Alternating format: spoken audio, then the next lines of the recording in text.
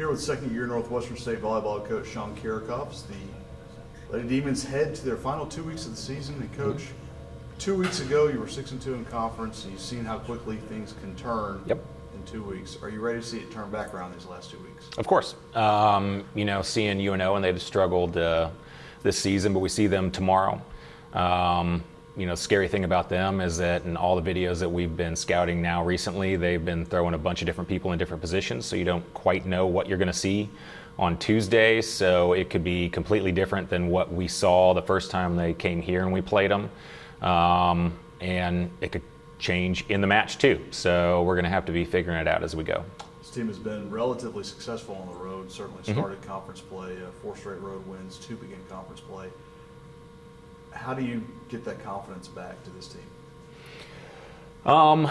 You know, who knows? Maybe going on the road is just exactly what we need. You know, we talked about a lot being able to be composed on the road and, you know, get those wins in conference, which are difficult to come by.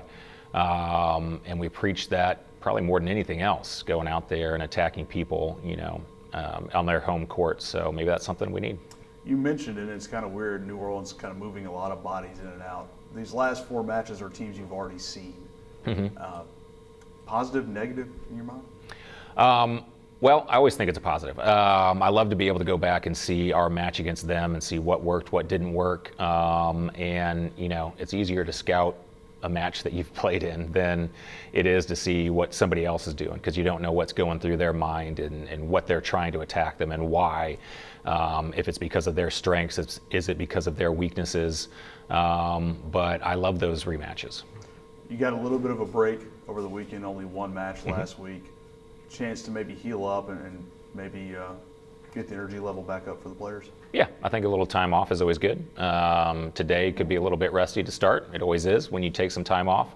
But that extra time to heal up and to get a little fresh going into the last stretch is going to be good for us. You will have a little bit more time off after this. It's a weird Tuesday-Saturday week for you guys. You'll come back home and play Central Arkansas, and that's another team you swept, and you guys were playing really well. But they've hit a good, kind of a good run for them. Kellen done 23 kills in a 4-set match. Yeah, they're starting to figure things out. When you get that, how do you deal with? It's a pretty quick turnaround playing New Orleans, 2 weeks, yes, 2+ weeks. You saw Central Arkansas very early. What has changed for them? You know, I just think that they're kind of able to minimize their errors. They must be doing a lot of evaluation, you know, as the first part of the conference schedule was a little bit rough for them. And they're starting to figure some things out and calm down a little bit. So it should be a pretty competitive match for us. You hit this stretch at 6-6. You're in the middle of the pack, and it's a logjam behind you at 5-7. You obviously take care of your stuff first. Right. At what point do you start maybe doing a little scoreboard watching, standings watching with the tournament coming up in a couple of weeks? Well, last week for me, I'm always looking. You know, hopefully the girls aren't putting too much, you know, thought into that. And they're just focusing on who we play next, and that's our job to make sure that they're doing that. But of course you're going to look. Anything kind of stand out from the last week? What did you do Saturday with no match? Yeah, yard work, as always.